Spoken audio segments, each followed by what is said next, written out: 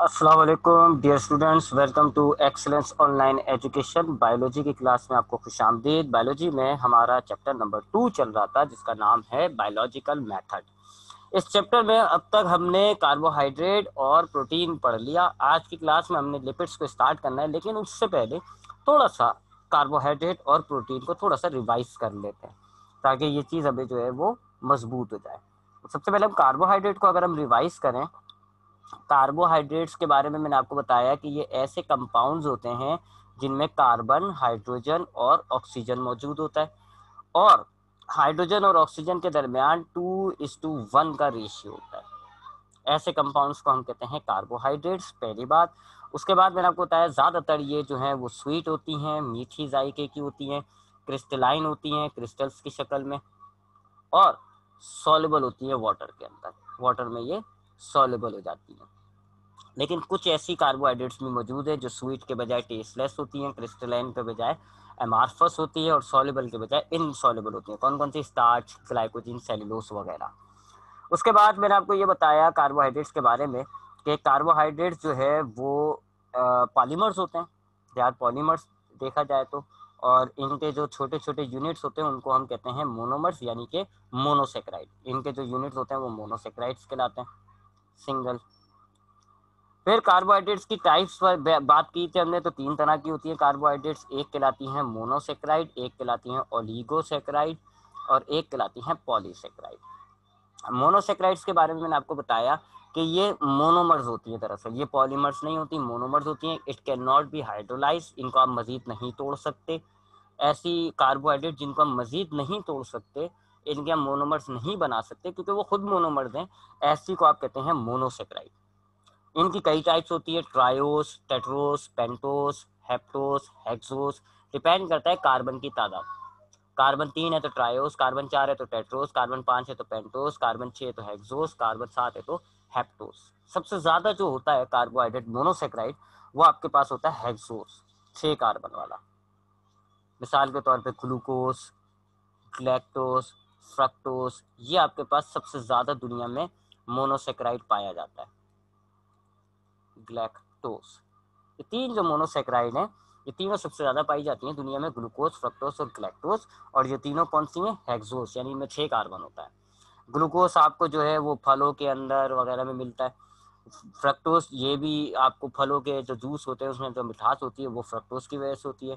ग्लैक्टोस दूध में पाया जाता है। उसके बाद ओलिगोसेक्राइड की बात करें तो ओलिगोसेक्राइड जो है ऐसे कार्बोहाइड्रेट्स होते हैं जिनको अगर हम हाइड्रोलाइज करें तो हमें 2 से लेके 10 मोनोसेक्राइड्स मिल जाते हैं।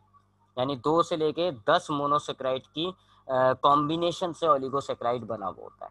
ये 2 कैटेगरी की होती हैं, एक कहलाती है डाइसेक्राइड और एक कहलाती है डेक्स्ट्रिन। डाइसेक्राइड जिन ऐसी ओलिगोसेक्राइड्स को कहते हैं जिनको अगर हम तोड़ें तो आपको सिर्फ 2 मोनोमर्स मिलते हैं, और डेक्स्ट्रिन में आपको 3 से 10 तक के मोनोमर्स मिल जाते हैं।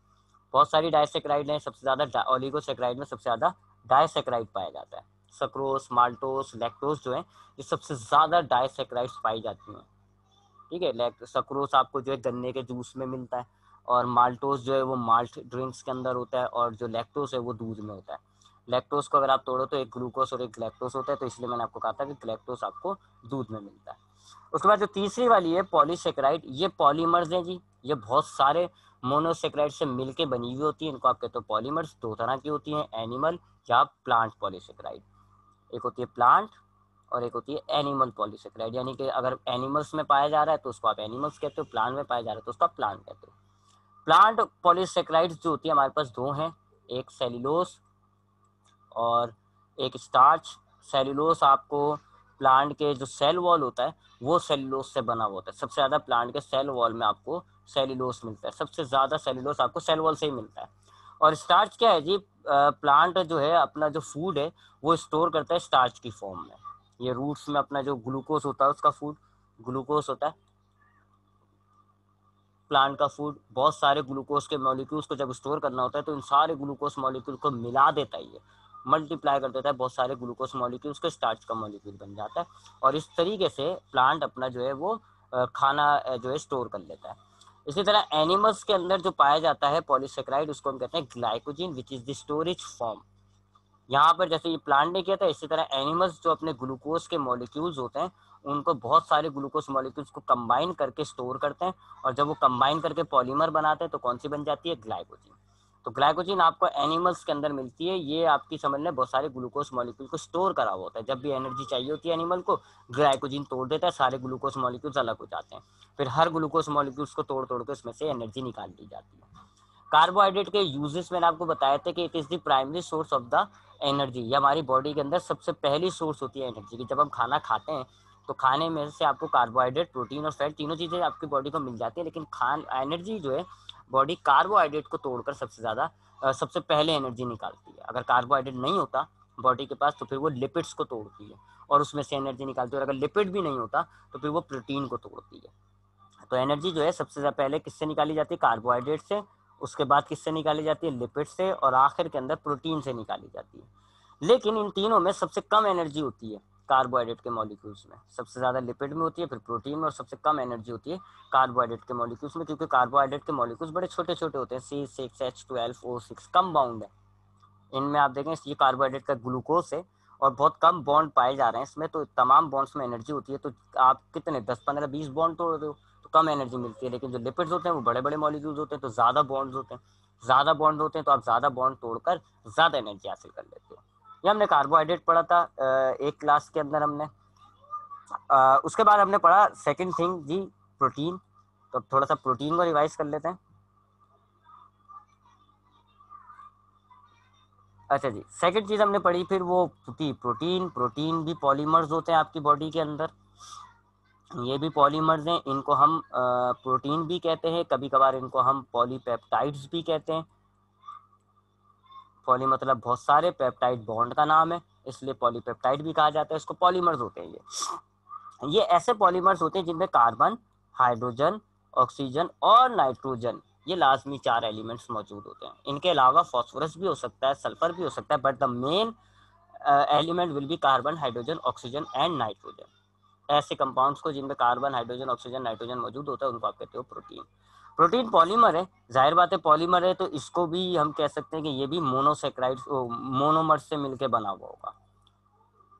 तो इसमें प्रोटीन के जो मोनोमर्स होते हैं उनको हम कहते हैं अमाइनो एसिड। प्रोटीन क्या है, दरअसल बहुत सारे अमाइनो एसिड मिलके एक पॉलीमर बना देते हैं और उस पॉलीमर को आप कहते हो प्रोटीन। बहुत सारे अमाइनो एसिड कंबाइन होंगे, पॉलीमर तैयार हो जाएगी, and that polymer is called protein. Amino acid के बारे में मैंने आपको इसका स्ट्रक्चर बताया था कि एक सेंटर कार्बन होता है जिसको हम कहते हैं अल्फा कार्बन। इसके एक तरफ हाइड्रोजन होता है, एक तरफ जो है वो अमाइनो ग्रुप होता है, यानी कि NH2 कहते हैं हम अमाइनो ग्रुप को। तो ये अमाइनो ग्रुप हो गया NH2।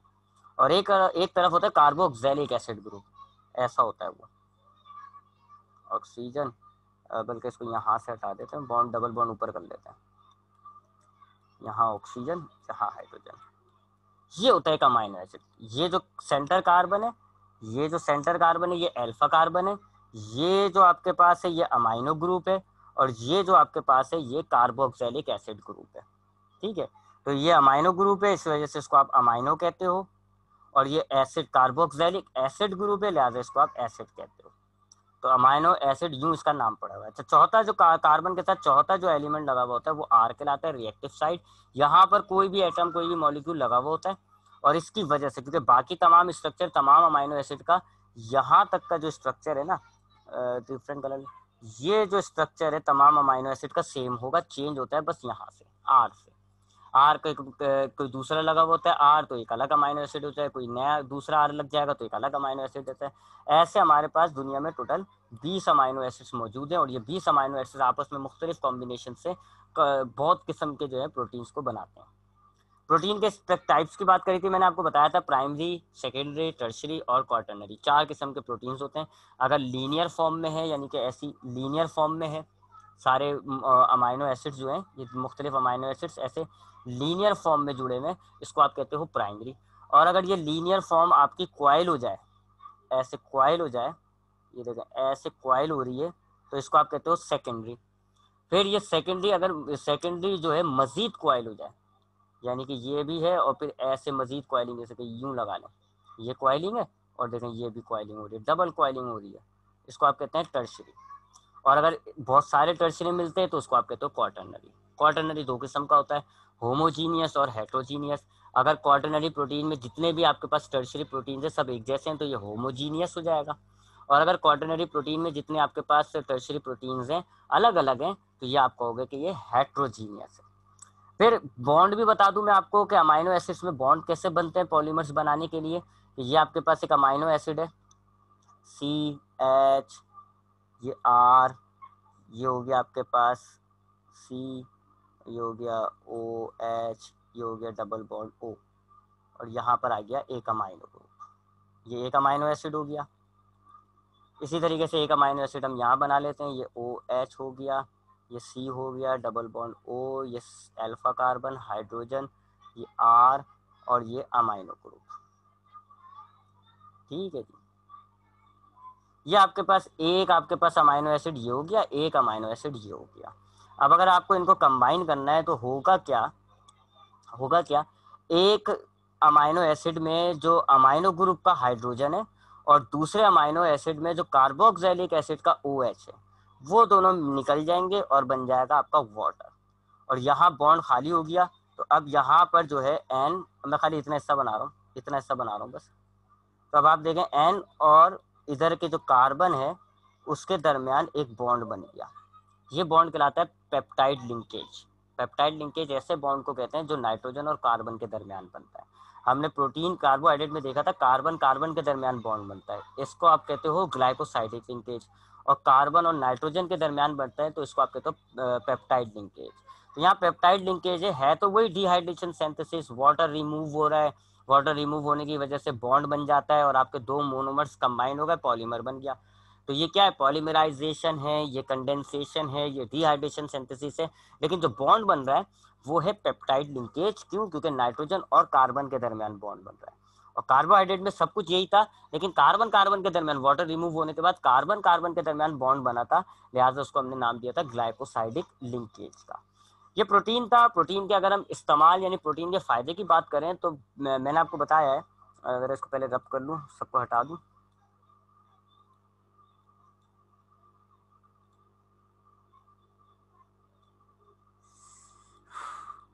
मैंने आपको बताया प्रोटीन के काम के बात करते हैं कि प्रोटीन का फंक्शंस क्या है। फंक्शंस, प्रोटीन की बात कर लेते हैं फंक्शंस की। तो मैंने आपको बताया है कि हमारे बॉडी में जब हम खाना खाते हैं तो कार्बन, प्रोटीन, हाइड्रोजन, लिपिड सब मिलता है, लेकिन बॉडी सबसे पहले कार्बन को तोड़ती है, फर्स्ट नंबर पे कार्बन को तोड़ती है। अगर कार्बन खत्म हो गया या कार्बन नहीं है तो फिर बॉडी जाती है किसकी तरफ, लिपिड्स की तरफ, और सेकंड नंबर पे वो लिपिड्स को ब्रेक करके एनर्जी निकालती है। और अगर लिपिड भी खत्म हो गया, मजीद एनर्जी चाहिए या लिपिड है ही नहीं, तो फिर बॉडी जो है वो प्रोटीन को तोड़ती है। यानी बॉडी जो है कोशिश करती है प्रोटीन को रोके, प्रोटीन को बचाए, प्रोटीन को एनर्जी हासिल करने के लिए इस्तेमाल ना करे। बॉडी कोशिश करती है कि कार्बोहाइड्रेट या लिपिड से एनर्जी निकाल ली जाए, प्रोटीन को रोका जाए, क्योंकि प्रोटीन एनर्जी के बजाय बिल्डिंग करने के अंदर काम आता है। मैं आपको एनर्जी के बारे में भी बताया था कि आपके पास सबसे ज़्यादा एनर्जी होती है लिपिड में, उसके बाद होती है प्रोटीन में, उसके बाद होती है कार्बोहाइड्रेट में। तो प्रोटीन में सेकंड नंबर पे सबसे ज़्यादा एनर्जी है, लेकिन फिर भी बॉडी इसको रोक रही है, फिर भी बॉडी उसको बचाने की कोशिश कर रही है। क्यों? क्योंकि प्रोटीन जो है वो बिल्डिंग ब्लॉक होता है आपकी बॉडी का। यानी आपकी बॉडी के अंदर जितनी चीज़ें बनी हुई हैं, ज़्यादातर चीज़ों को बनाने में प्रोटीन इस्तेमाल हो रहा है। आपने सेल, ज़्यादातर चीज़ों को बनाने में प्रोटीन इस्तेमाल होता है, इसलिए हम इसको बिल्डिंग ब्लॉक कहते हैं। हमारी बॉडी सेल से बनी हुई होती है, सेल्स में ये होती है सेल मेम्ब्रेन, ये प्रोटीन से बनी हुई होती है, इसमें प्रोटीन शामिल होता है। उसके बाद ये जो माइटोकॉन्ड्रिया होते हैं, गोल्जी बॉडीज होती हैं, एंडोप्लाज्मिक रेटिकुलम होते हैं, राइबोसोम्स होते हैं, न्यूक्लियस होता है, इन सब में प्रोटीन, इन सब में मेम्ब्रेन होती है, इन सब की मेम्ब्रेन होती है, और सारी मेम्ब्रेन्स बनाने में प्रोटीन चाहिए होता है।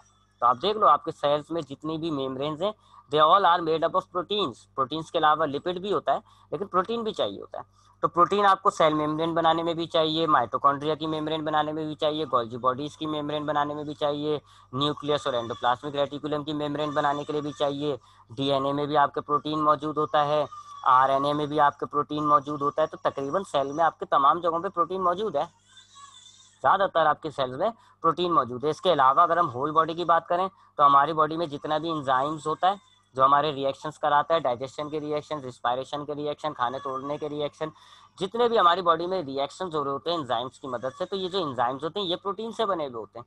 जितने भी हार्मोन्स हैं आपकी बॉडी के अंदर ये आपके प्रोटीन से बने हुए हैं। तो आपके एंजाइम्स बनाने के लिए आपको प्रोटीन चाहिए, हार्मोन्स बनाने के लिए आपको प्रोटीन चाहिए। इसी तरीके से आपकी बॉडी में जितने भी मसल्स होते हैं उसके अंदर दो किस्म के प्रोटीन्स होते हैं, एक्टिन और मायोसिन। एक्टिन और मायोसिन नाम के दो प्रोटीन्स होते हैं, उनके बगैर आपका मसल बेकार है। तो आपके मसल्स बनाने के लिए भी प्रोटीन चाहिए। तो प्रोटीन इज मेन। आपके बालों को, हेयर्स में आपके प्रोटीन होता है, आपके नेल्स के अंदर प्रोटीन होता है, नाखूनों के अंदर आपके प्रोटीन होता है। तो protein is the building block of the body. आपकी बॉडी के ज्यादातर हिस्सों के अंदर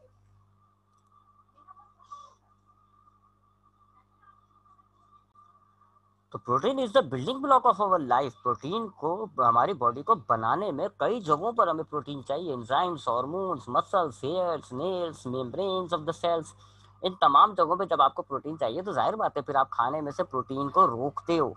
आप खाने में से, बॉडी खाने में से प्रोटीन को रोकती है ताकि प्रोटीन को इन जगहों पे इस्तेमाल किया जाए, ना करके एनर्जी के लिए बॉडी सिर्फ कार्बोहाइड्रेट और लिपिड पर ही निसार कर रही होती है। ये हो गया जी प्रोटीन का फंक्शन। तो protein is one of the, तभी तो आप कहते हो कि प्रोटीन आपकी बॉडी में 18% है। हमने देखा था ना शुरुआती क्लास के अंदर कि हमारी बॉडी में तकरीबन 70 से 90% वाटर है। उसके बाद सेकंड मोस्ट इंपॉर्टेंट कंपाउंड कौन सा था? प्रोटीन, 18%। तो क्यों सबसे ज्यादा आपके पास प्रोटीन है?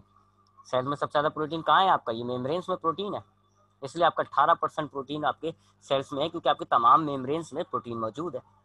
तो protein is an important compound, that is why the body does not want it for energy, rather body use it for building the body।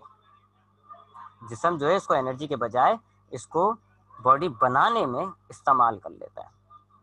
अब आते हैं अब अपने तीसरे कंपाउंड की तरफ, दैट इज लिपिड्स। लिपिड्स की बात करते हैं अब हमारे पास तीसरा कंपाउंड है जी लिपिड्स।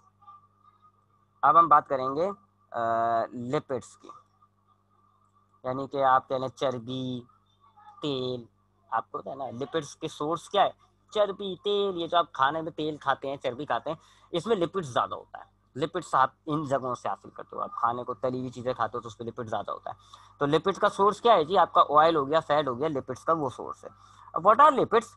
इसके पॉलीमर्स होते हैं, ये भी पॉलीमर्स हैं, यानी ये भी आप इनको भी तोड़ेंगे ना अगर लिपिड्स को, आपको छोटे छोटे मोनोमर्स मिल जाएंगे। ये पॉलीमर्स हैं, ये मोनोमर्स से मिलकर बने हुए। तो अगर मैं लिपिड्स के मॉलिक्यूल को तोड़ूंगा तो छोटे छोटे से मोनोमर्स मिल जाएंगे मुझको। लिपिड्स जो है कार्बोहाइड्रेट की तरह कार्बन, हाइड्रोजन और ऑक्सीजन से ही बने हुए होते हैं, बिल्कुल similar to carbohydrate. Carbon, hydrogen और ऑक्सीजन से मिलकर बने हुए होते हैं, बट ऑक्सीजन जो है वो बहुत ही कम तादाद में होता है। Oxygen is in less quantity, lesser होता है ऑक्सीजन। मिसाल के तौर पे मैं आपको एक ये चर्बी का फॉर्मूला देता हूँ। स्टेरिन नाम की हमारे पास एक फैट है, S57H110 and O is just only 6। तो ऐसे कंपाउंड्स जिनमें कार्बन, हाइड्रोजन और ऑक्सीजन होता है, लेकिन ऑक्सीजन जो है वो इंतहाई कम तादाद में पाया जाता है, ऐसे कंपाउंड्स को आप कहते हो लिपिड्स। मिसाल के तौर पे ये देख लें आप, कार्बन आपके पास 57 है, हाइड्रोजन आपके पास 110 है, लेकिन ऑक्सीजन कितना है? खाली 6। ये जो लिपिड्स होते हैं ये इनसॉल्युबल होते हैं। दूसरी मेन प्रॉपर्टी ये क्या है इनकी, कि ये पानी में इनसॉल्युबल होते हैं, पानी में ये डिसॉल्व नहीं हो सकते, इनसॉल्युबल इन वाटर। और सॉल्युबल होते हैं किसके अंदर? ऑर्गेनिक सॉल्वेंट्स, जैसे कि अल्कोहल वगैरह। अल्कोहल वगैरह जो ऑर्गेनिक सॉल्वेंट्स होते हैं, बेंजीन, अल्कोहल, पेट्रोल, उनमें ये डिसॉल्व हो जाते हैं। तो ये आपके पास है लिपिड्स। लिपिड्स क्या है जी? पॉलीमर्स हैं which are made up of monomers. कौन से मोनोमर्स हैं अभी हम बात करेंगे। तो लिपिड्स क्या है? पॉलीमर्स हैं जो कि बहुत सारे मोनोमर्स से मिलकर बने हुए होते हैं। ये ऐसे पॉलीमर्स होते हैं जिनमें कार्बन, हाइड्रोजन और ऑक्सीजन के एटम्स आपको मिलेंगे, लेकिन ऑक्सीजन जो है वो इंतहाई कम तादाद में पाया जाता है। कार्बन, हाइड्रोजन सबसे ज्यादा होता है, फिर कार्बन ज्यादा होता है। ये वाटर में तो इनसॉल्युबल होते हैं, पानी में ये डिसॉल्व नहीं हो सकते, लेकिन आप ऑर्गेनिक सॉल्वेंट जैसे कि बेंजीन, पेट्रोल, अल्कोहल, इनमें आप इनको डिसॉल्व कर सकते हो। अब बात करते हैं इसकी जरा कंपोजिशन की, इसकी बनावट की। इसके कंपोजिशन की बात करते हैं अगर हम, तो मैंने आपको बताया है कि ये पॉलीमर्स हैं, यानी कि इनमें भी मोनोमर्स होते हैं। दे आर पॉलीमर्स, और इनको अगर हम तोड़ेंगे तो हमें मोनोमर्स मिलते हैं। तो इसके मोनोमर्स जो हैं वो क्या कहलाते हैं? Fatty acid and glycerol. दो किस्म के मोनोमर्स होते हैं इसमें, एक कहलाता है फैटी एसिड और एक कहलाता है ग्लिसरॉल। जैसे कार्बोहाइड्रेट में तो हमारे पास एक ही किस्म का मोनोमर है जी, मोनोसेक्राइड्स। प्रोटीन में हमारे पास अमाइनो एसिड्स हैं, वो उनकी अपनी टाइप्स हैं, वो एक और बात। लेकिन यहाँ पर लिपिड्स के अंदर अगर हमारे पास लिपिड की पॉलीमर है, अगर मैं उसको तोड़ता हूँ, मोनोमर्स निकाल देता हूँ, तो मुझे दो तरह के मोनोमर्स मिलते हैं, एक कहलाते हैं फैटी एसिड्स और एक कहलाते हैं ग्लिसरॉल। अब पहले बात कर लेते हैं जरा फैटी एसिड की। फैटी एसिड बड़ी बड़ी चेन्स की तरह के मॉलिक्यूल्स होते हैं, बड़ी बड़ी चेन्स होती हैं। किसकी चेन बनी हुई होती है जी? CH2 की। CH2 यानी एक कार्बन दो हाइड्रोजन, एक कार्बन दो हाइड्रोजन की बहुत बड़ी चेन्स होती हैं ये ऐसे, CH2 CH2 CH2 CH2 ऐसे बहुत बड़ी बड़ी चेन्स होती हैं इसकी। ये फैटी एसिड बता रहा हूँ मैं आपको। अब ये जो CH2 की चेन है, इसके एक किनारे पर आखिर में एंड क्या होगा? CH3, यानी कार्बन के साथ तीन हाइड्रोजन लगे होंगे, कार्बन की वैलेंसी पूरी 4 हो गई, एक 3 हाइड्रोजन से और एक ये बॉन्ड, हो गई ना 4। तो एक किनारे पे क्या लगा हुआ है? CH3 और एक किनारे पे क्या लगा हुआ है? कार्बोक्सिलिक एसिड ग्रुप, वही अमाइनो एसिड वाला, यानी कि COH और डबल बॉन्ड O। ये हो गया फैटी एसिड। फैटी एसिड क्या है? एक लॉन्ग चेन है जी, किसकी? CH2 की। वन एंड उसका क्या है जी? CH3 और एक एंड पे क्या लगा हुआ है? Carboxylic acid. ये क्या है? Carboxylic acid.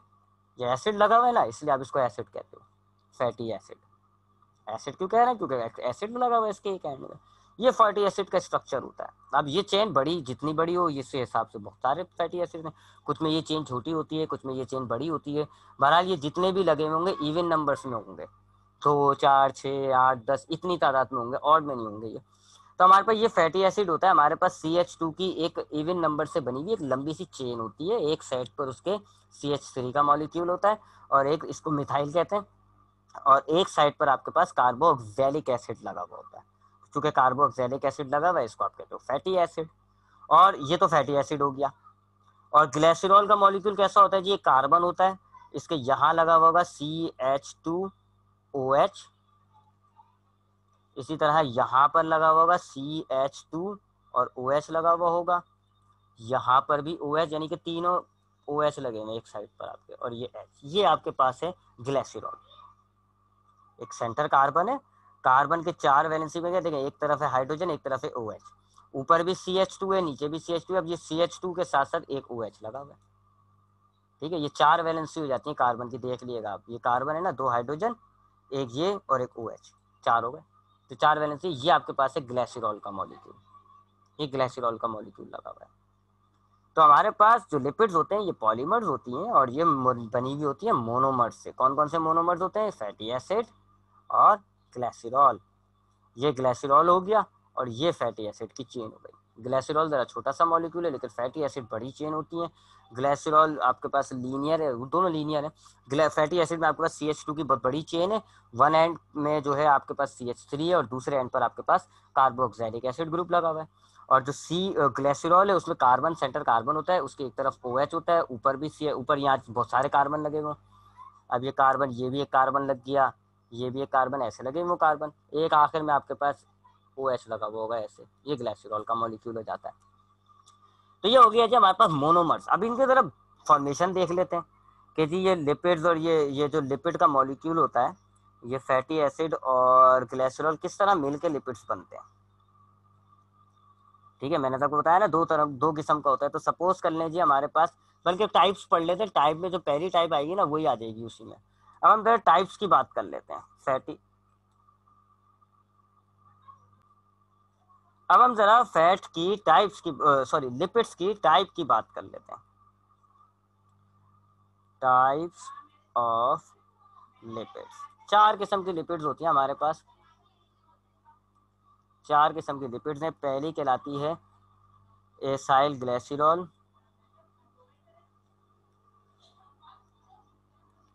दूसरी कहलाती है हमारे पास वैक्सिस, तीसरी कहलाती है फॉस्फोलिपिड्स,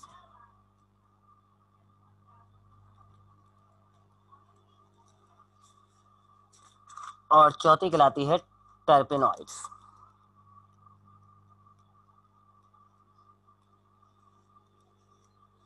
ये 4 तरह के हमारे पास लिपिड्स पाए जाते हैं, एसाइल ग्लिसरॉल, वैक्सेस, फॉस्फोलिपिड्स और टर्पिनॉइड्स। पहले हम बात कर लेते हैं एसाइल ग्लिसरॉल की।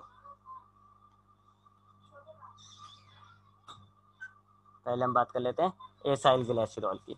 एसाइल ग्लिसरॉल जो होता है लिपिड्स, अब याद रखिएगा दे ऑल आर पॉलीमर्स। मैंने तो पहले बताया हुआ लिपिड्स जो भी होती है, चाहे कोई सी भी टाइप हो, पॉलीमर्स होती है, मोनोमर्स से मिलकर पॉलीमर्स बनी हुई होती है। तो चूंकि ये सारी लिपिड्स ही हैं, टाइप्स ऑफ लिपिड्स हैं, तो ये सारी पॉलीमर्स होती हैं।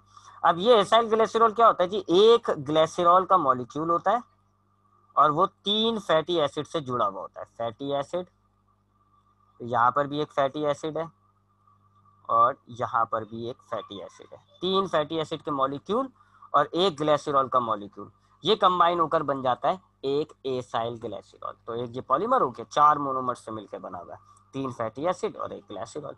तो ये पहली एसाइल ग्लिसरॉल होता है having 1 glycerol molecule connected with 3 fatty acids. अब ये किस तरह कॉम्बिनेशन होता है इसको देख लेते हैं जरा। फैटी एसिड्स ले लेते हैं हमारे पास। फैटी एसिड मैंने आपको बताया कि CH2 की चेन होती है, मैं जरा छोटी सी ले लेता हूँ, ऐसी बस इतनी सी। एक तरफ इसका CH3 होता है और एक तरफ इसका ऑक्सैलिक एसिड ग्रुप लगा हुआ होता है, ऐसे। ठीक है जी, ये एक चेन हो गई। अब मैं कॉपी पेस्ट कर लेता हूँ इसको।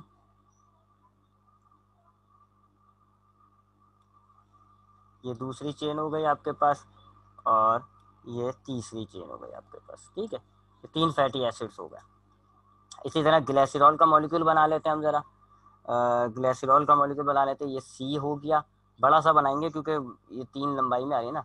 एक ये हो गया CH2 है ना, तो एक H यहाँ आ गया, एक H यहाँ आ गया और ये हो गया OH।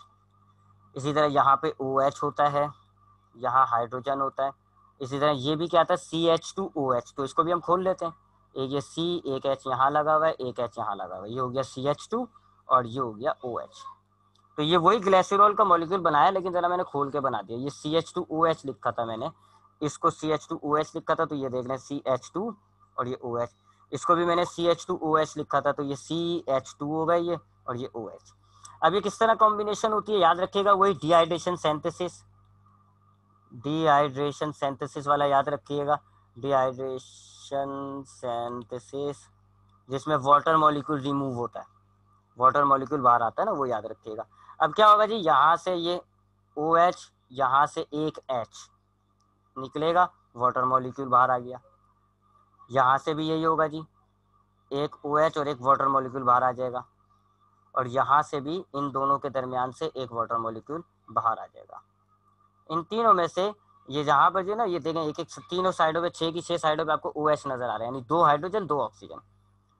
2 हाइड्रोजन और एक ऑक्सीजन निकल जाएगा वाटर की सूरत में और बच जाएगा ऑक्सीजन। तो अब मैं जरा इसको मिटा देता हूँ, ये सब हमारा रिमूव हो गया।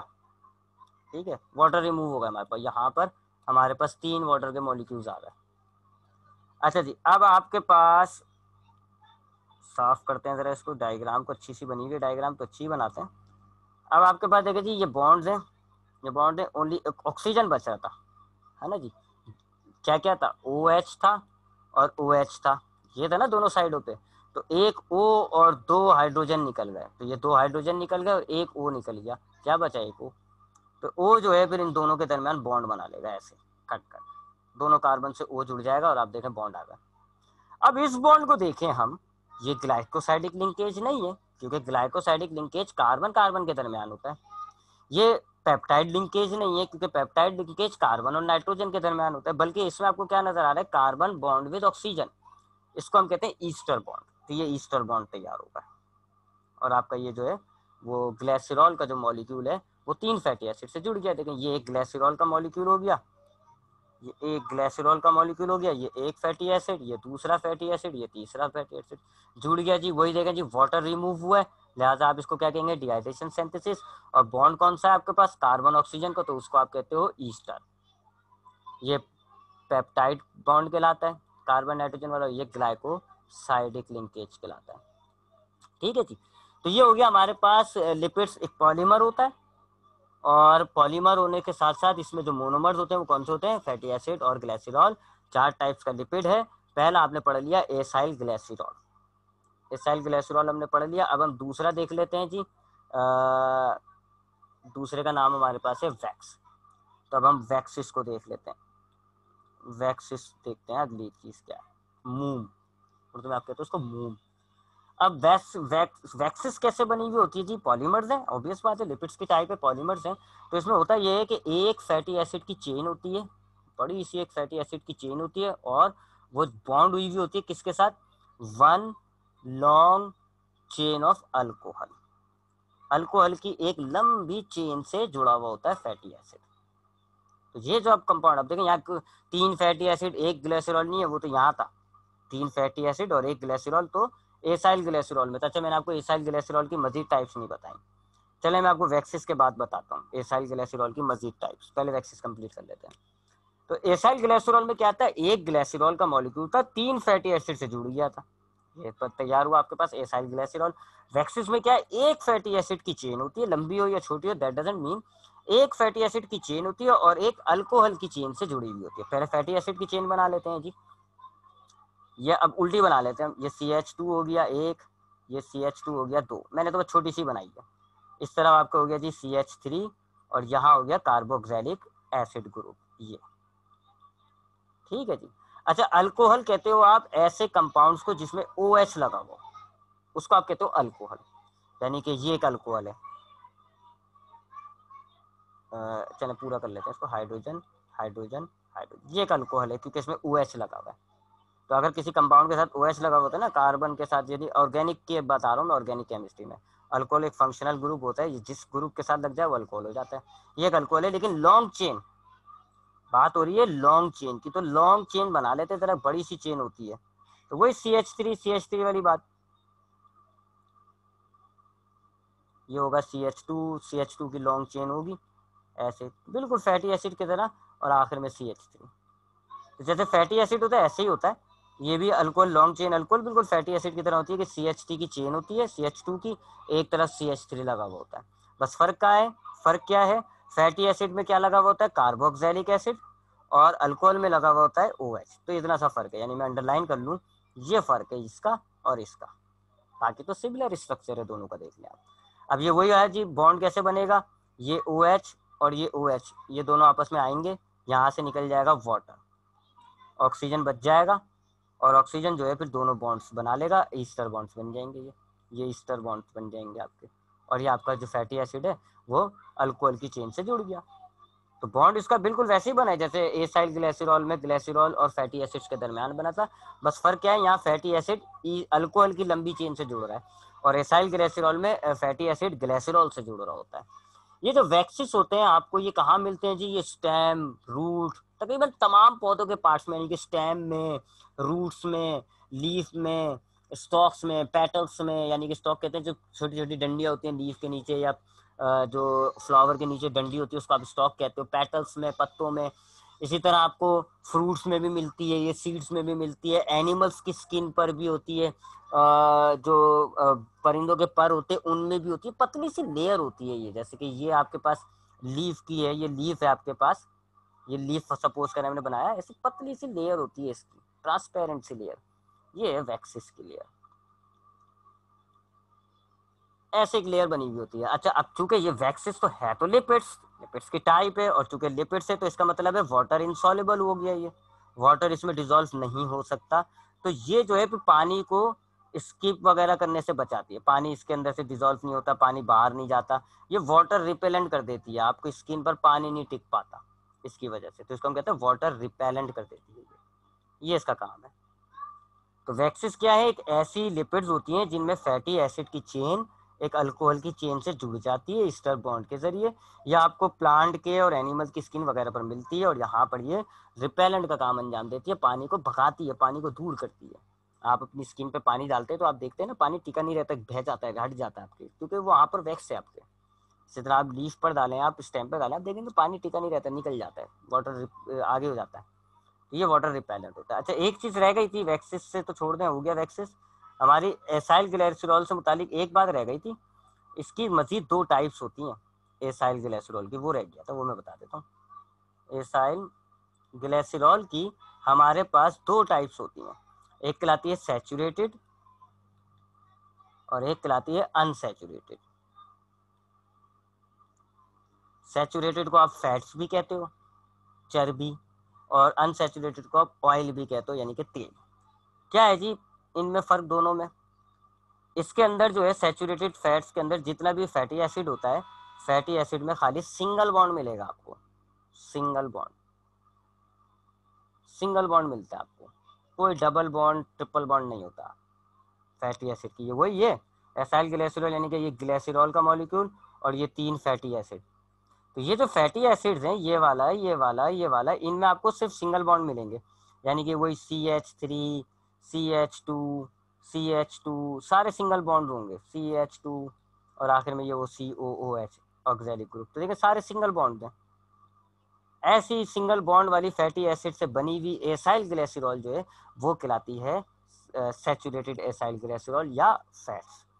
और अनसैचुरेटेड क्या होती है? जिसमें कम से कम एक जो है वो डबल बॉन्ड मौजूद होगा, एक डबल बॉन्ड आ जाता है, यानी ऐसे ही होगा जी CH3, कम अज कम एक, ये होगा CH2, ये होगा CH2, अब एक डबल बॉन्ड आ गया, ये 2 नहीं है सॉरी, एक ऐसे, ये H और फिर ये CH3 ऐसे, CH2 कंटिन्यू और फिर ये COOH। अब देखें अब ये डबल बॉन्ड आ गया ना, तो ये अनसैचुरेटेड कहलाएगा। तो सिंगल और डबल बॉन्ड का फर्क है। अगर फैटी एसिड में तमाम बॉन्ड सिंगल बॉन्ड है तो वो सैचुरेटेड है, और अगर फैटी एसिड के अंदर एक भी डबल बॉन्ड आ गया तो वो अनसैचुरेटेड है। सैचुरेटेड को आप फैट और अनसैचुरेटेड को आप ऑयल भी कहते हो। तो एक बात तो ये हो गई। दूसरी बात, ये जो है फिर सॉलिड होती है, आम दर्जा हरारत में ये सॉलिड फॉर्म में मिलेगा आपको। चर्बी, एनिमल्स के अंदर जो चर्बी होती है वो ये होती है। और ये जो होती है अनसैचुरेटेड, ये आपको रूम टेम्परेचर पर लिक्विड की सूरत में मिलता है, यानी कि तेल। इसलिए तो हमने इसको फैट और इसको हमने ऑयल कहा है। फैट आपको पता है ना, गाय की चर्बी वगैरह ध्यान में रखें, सॉलिड होती है। तो ये जो होती है सैचुरेटेड एसाइल ग्लिसरॉल, ये आपको आम दर्जा हरारत में सॉलिड की फॉर्म में मिलेगा। जबकि अनसैचुरेटेड जो होती है, जिसको आप ऑयल कहते हो, ये आपको आम दर्जा हरारत में लिक्विड के तौर पे मिलता है। एग्जाम्पल के तौर पे वो जो हमने स्टेरिलिन लिखी थी वो इसकी एग्जाम्पल है। ये एनिमल फैट होता है, एनिमल्स के अंदर जो चर्बी पाई जाती है वो है ये स्टेरिन। C57 होता है, H110 होता है, और ऑक्सीजन जो है वो 6 होता है। और प्लांट में अगर हम ले लें तो लिनोनिन, ये इसकी बड़ी बेहतरीन एग्जाम्पल है, निलोनिन। ठीक है, ये प्लांट में ये ऑयल होता है, तेल होता है, सनफ्लावर वगैरह से निकलता है तेल।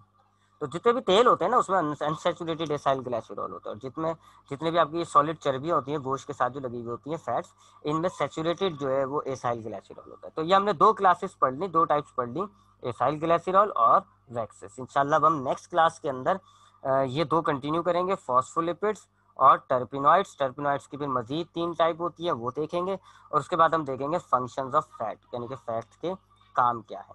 ठीक है जी, अपना ख्याल रखिएगा सारे, और इंशाल्लाह नेक्स्ट क्लास में मुलाकात होगी। अल्लाह हाफिज़।